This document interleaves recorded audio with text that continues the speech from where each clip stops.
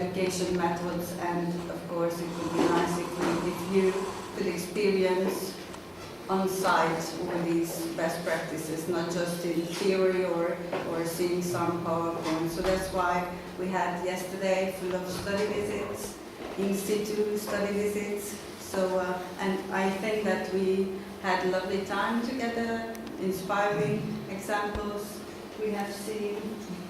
So thank you for that again, and of course today we will continue. Okay, so for the beginning, just to review very shortly our project main aspects.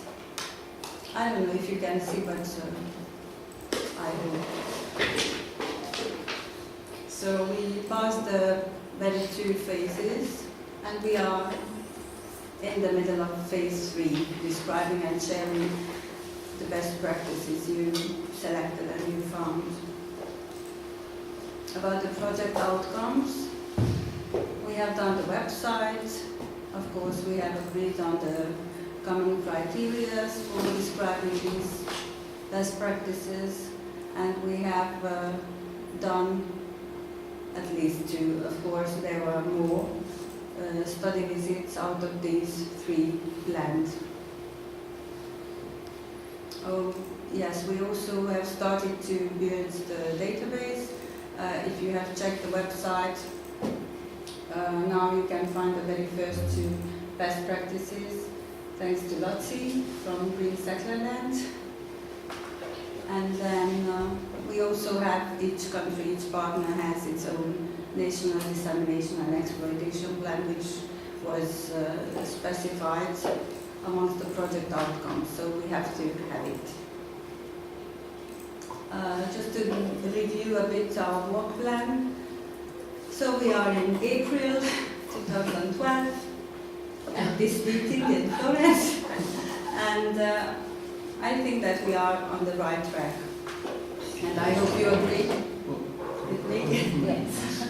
And well, we have this question mark for the workshop in Romania, but only because of the timing. And Mr. Ahles shared his opinion with me that it would be a good idea to postpone this workshop a bit for a later period, because in Romania the weather is quite severe in February. And of course you can analyze this, because you will receive via email from me, so don't worry, you don't have to note anything, because everything will be included in the minutes of the meeting. Just to refresh our evaluation so-called strategy. So you received at the end of January this template for evaluating the very first phases of our project, and these were the main evaluation criteria. So these should be our evaluation reports, and the first one was done in January this year, and we still have 3 others. And based on these criteria, this is a kind of summary, very short summary of your feedback. So basically we don't have to worry about anything, because all of you consider everything done and on the right track, except, well, related to the general problems encountered. Turkey mentioned some problems related to the quite low level of English knowledge of some people involved in the project, and Sweden thought that they might have some problems because of the low number of people involved, but I'm sure everybody will solve their own problems. So no risks foreseen at this moment by no one. And I also prepared you a very short summary of the first meeting evaluation. So these marks were from 1 to 5. And well, considering that this was our very first meeting with this huge group, I think that these results are not bad at all. And of course we can learn from these and make the following meetings even a bigger success. Okay, and concerning dissemination, well, as we stated in the first meeting, each of us set up a national dissemination plan, which actually is including inside and outside dissemination activities. And I'm sure, and thank you for all your support, what you have done, what you are still doing in this sense. We promised some very concrete transnational dissemination activities, like the 4 project e-newsletters, out of which the very first one it has been done in time, so we still have 3 left. We registered the project into the Enter network, which is a huge online network including more than 400 members, and thanks to Dirk, we also have a Facebook profile. And at this point I would really like to ask you to contribute to this page, because it's a pity to have it there, but nothing really is happening. So if you, whenever you feel like saying something in this issue, in this topic of environmental education, but in general about sustainability, and because there are lots of online things we could share on the Facebook, so you are welcome to contribute and to participate. I just pointed out some more interesting dissemination activities done by each partner, like for example, Turkey organized a tea program for presenting the project. Leola set up a seed blog, thank you, and some others wrote some articles in the local newspapers, or roundtables were organized by Italy, and the article in the organization's newsletters issued as well. Yes, and the mailing list was used by Portugal. So just to give you maybe some other ideas than what you have in your own plan. So we have done the very first report, and we still have 3 left. Okay, so thank you. And now we should start with our main objective, sharing your best practice examples. Best practice. In our federal state, in Lower Saxony, in northern Germany, we have educational trail which is supposed to inform about drinking water, and especially tap water, how it is produced and how the cycle goes from purifying the water to essentially to your tap. And the problem, so we start with the problem statement. Especially in Germany, we have in most regions really high quality tap water, but nevertheless many people use bottled water and don't use tap water at all, and this causes massive problems to the environment, because it's quite obvious that the bottled water, the bottles have to be produced, and a lot of oil is used for that. And furthermore, we have the transportation problems, there's a lot of pollution, and the disposal. Essentially, it is said that the bottles are recycled, but mostly they are not recycled, they are downcycled, so they are used for not so good other products, and mostly they are transported to other nations, sometimes India, and people make their living out of this disposed bottles.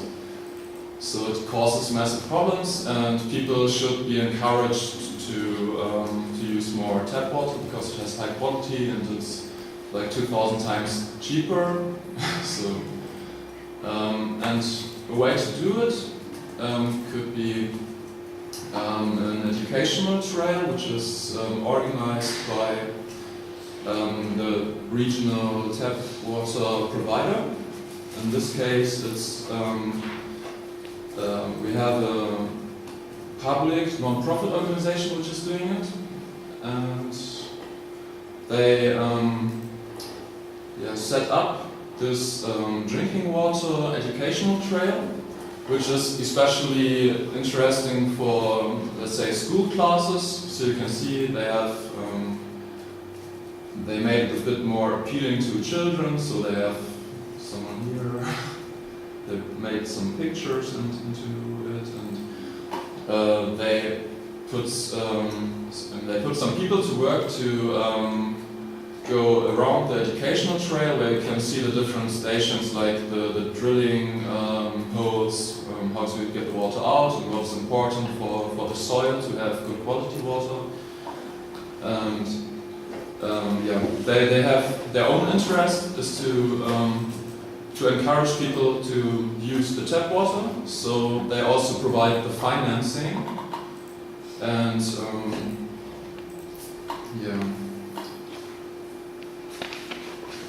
they just need to raise the awareness for the issue that tap water is often just as good as bottled water, and many times it's even better because it's more regulated than bottled water. Bottled water is like a food, and food has to meet different standards and regulations than tap water. So in many cases it's just more better quality. And furthermore, people are told how it comes into place that they have this need for bottled water, because sometimes it's just artificial demand, which is just created by the companies who sell the bottled water. So the criteria resources, I just mentioned it. It's funded by the state essentially, and by selling the water, but it's non-profit. So financing shouldn't be a problem, but if there are problems, it's also possible to just use more virtual resources. Like there are many good educational videos.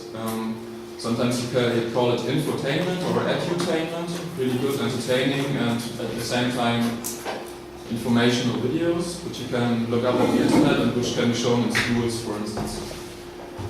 And transferability is maybe the biggest problem, because good quality tap water is not accessible in all areas or countries. I'm not sure how it is in Florence, for instance, if you have really good water, or do you use more bottled water? No, it's about 1 year, that's less than 1 year. If you go to Palazzo Vecchio, okay, there is a big box, and you can have water, mineral, and also, mineral water, and also sparkling water. You have a bottle, it's free. And it's just, you will see, it's just on the corner of Palazzo Vecchio, and we have a quite good water, and now we have also sparkling free. Yeah, for instance, so you have also really good water, and I think many people just don't know, and they think that the tap water is not good, so they take the bottled water, which causes a negative impact on the environment. And I think that's true for many regions, like also in North America, big areas. And so sustainability is another issue, but that's much more uncomplicated, because you have the organization which is providing the water, and they have, it's their own interest to get people using the water, and so they should, if the program has started, which can be the spark for it can come from your organization, and to raise interest and get them to the idea, and then they have then afterwards, if you have it started, then it's their own interest, and So they should keep it running. You need some current information and so on, but then it should be okay. Yeah, and we have it already. It's a teaching trail. I'm not quite sure how long it is, but it's just a nice walk, and you have different stations in this trail. You can see some children. Maybe it's not.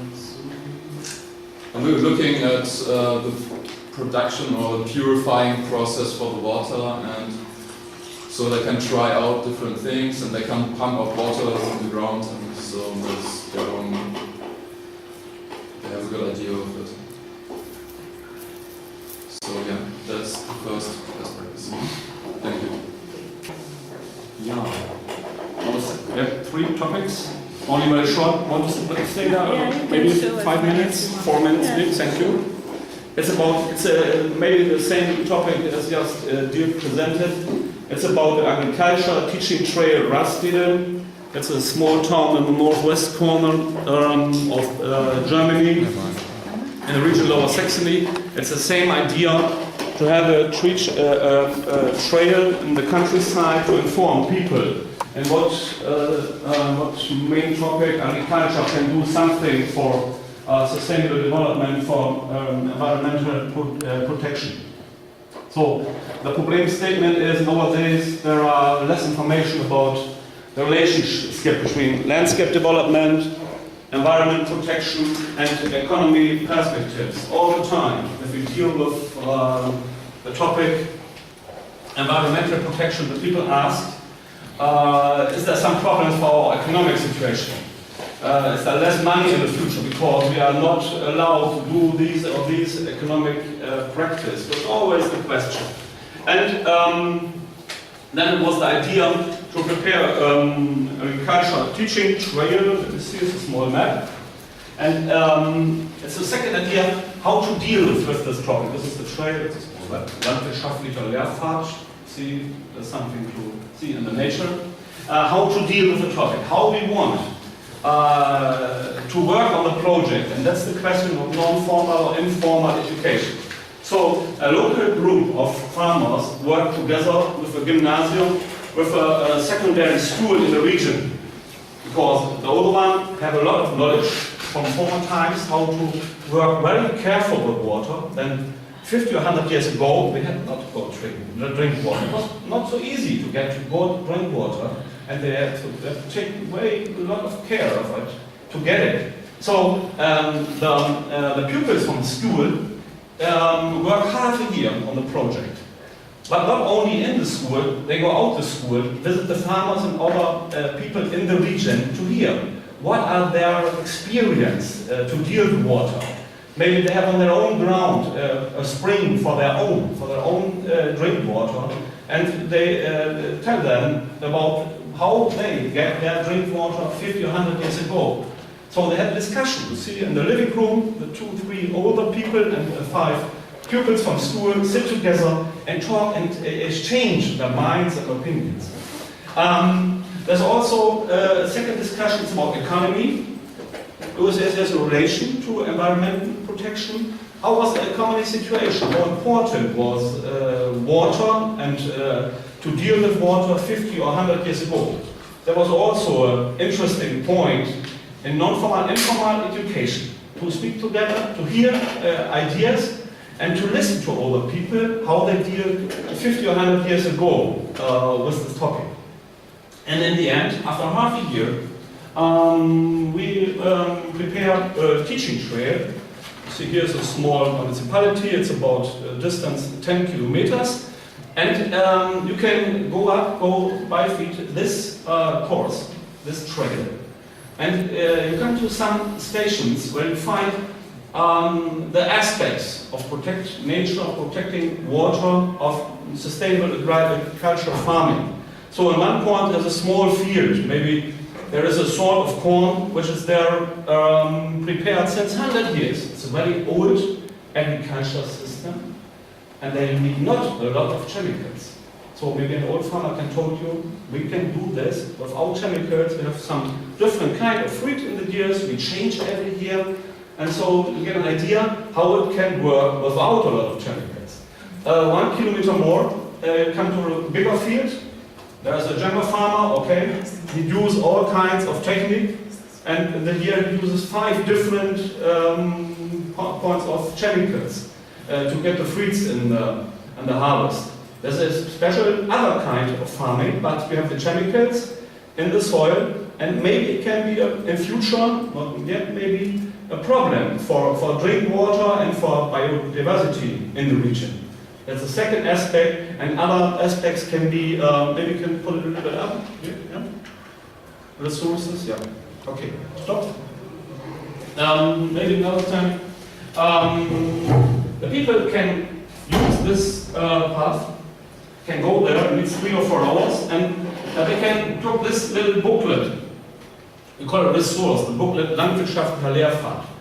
It informs about the school project, how the pupils and the older ones talk about this topic, how they learn during the discussions when they met together, and they can go there outside, use this small booklet, and can read something about the main points, what they see. So about old agricultural form of corns, about old techniques, and about the new situation, and also in the landscape there are now some small enterprises or maybe electronic power company who already now exists there, to see in what relationship today ecological protection and economic new ideas find the way together. It's always the question how we can take care of a natural reserve, of natural important things, and on the other side how we develop a sustainable form of local economy. This is the deal. How we can do it that both rises, that both does well, that both ideas can go on well. The economy, the sustainable economy on the other side, and on the other side to protect environment ideas. So the pupils prepare this diary, small booklet, Landwirtschaftlicher Lehrpfad Raschel. Maybe we can go on a little bit here. Okay, transferability, yeah.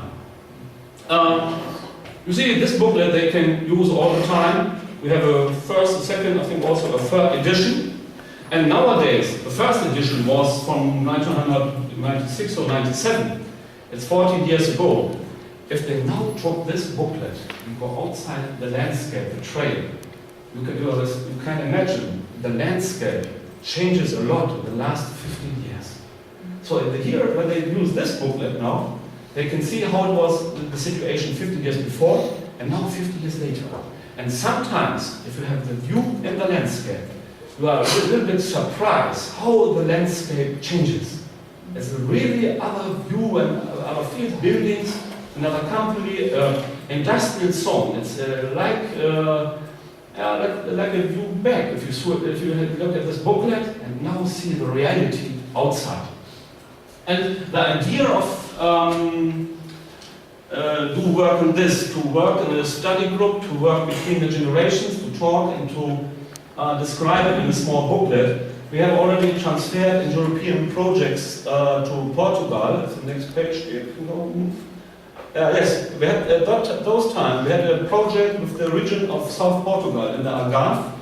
It was about in Lagos, 30-40 kilometers in the north of Faro. There is a local development association called Un Loco. That's the name of this association. It was a leader project, I think, in that time. And they had also a spring area called Fonte Benemola. And we prepared to get an idea how we can have a landscape or water teaching trail in near this font in this region. And this is also a combination to go around on the trail to see the spring and how the water goes and how farmers use the water for their fields. They have a reserve sometimes in some places, so they collect the water in the spring, so they can use it in summer. And of course, if they have those kind of teaching trail, is also a special kind of landscape. There can be some researchers for university maybe, and there also live some farmers, 2 or 3 farmers, maybe they can create a little shop for products from the region. If there is a good soil, the climate is okay, and they have good water for the fields maybe, and collect the water, they also can maybe produce oranges or other field products and sell them to the visitors of this teaching trail. So it's a combination, nature protection, water protection. But the farmers and the other persons who live there can stay there even in future, and they did use new economic perspectives, maybe to sell products to the visitors of this teaching trail. So it's a combination, protection, yes, but also develop future ideas. And we transferred this project idea to Portugal. I think it was 2 or 3 years after we finished our project in the northwest corner of Germany. I think it's a good idea, but it needs a combination, and it needs a practical way to inform the people about these possibilities and to get them into the project. They have to work practically, they have to discuss and to learn from each other. It's an intergenerational learning. So this is one main point for non-formal education. Okay, that's